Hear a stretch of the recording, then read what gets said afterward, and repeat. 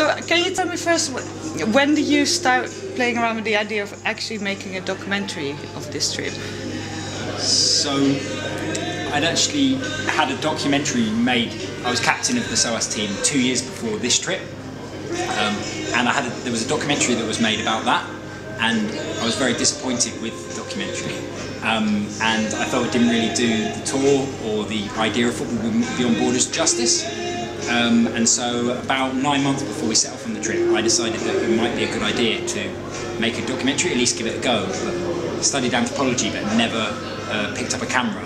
And through a mutual friend I knew of Matt.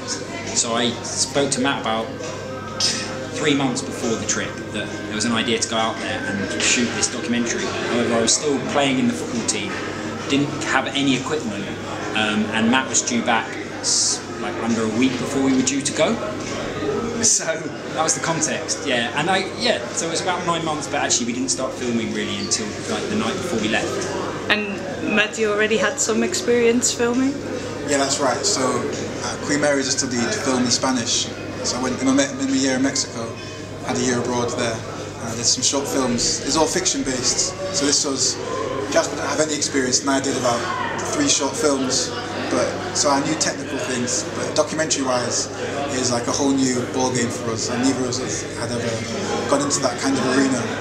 And so, yeah, it was quite a big step, quite a difference from fiction, which is quite contrived and all planned, where there was 16, 18 guys just doing what they want all at the same time, trying to capture things. So it was very different experience. And how did you manage to get all the equipment in the end? Did you get a lot of support from the university, or where did it come from? Yeah, no, sadly not as much as we would have hoped. We got a camera from Queen Mary University, PD 170, and I also got my hands on another one. So we had 2 small cameras and a tripod.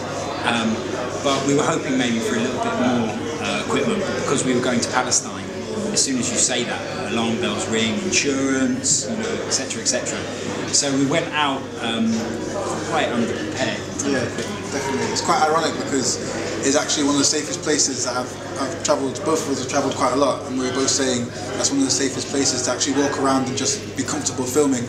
So it's quite ironic that people wouldn't actually give equipment.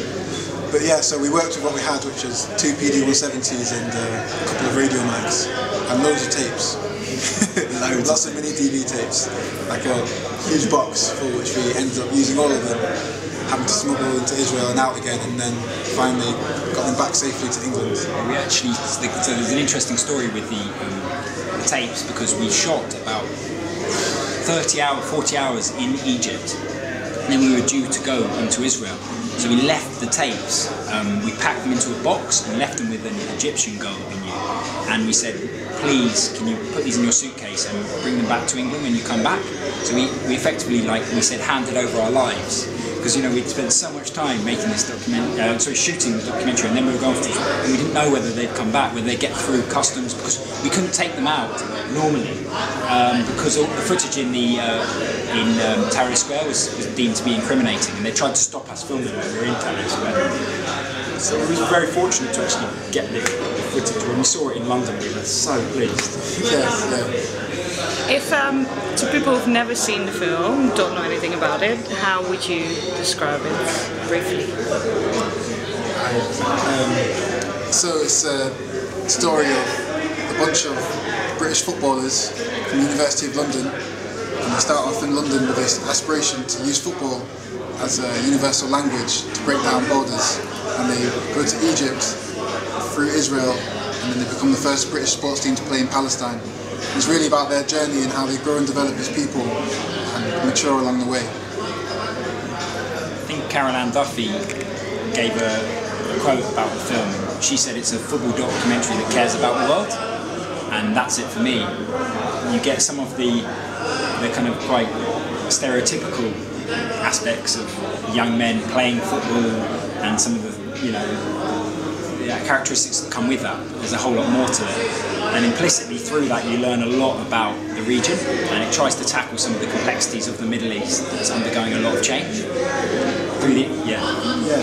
Of the Middle East, and also these young men who, through the experience, have become very open and start to I guess, share different perspectives about ideals and what they think about the world and how they'd like to be a part of that. So I guess it's about the youth in Britain and then also where they're engaging in the Middle East.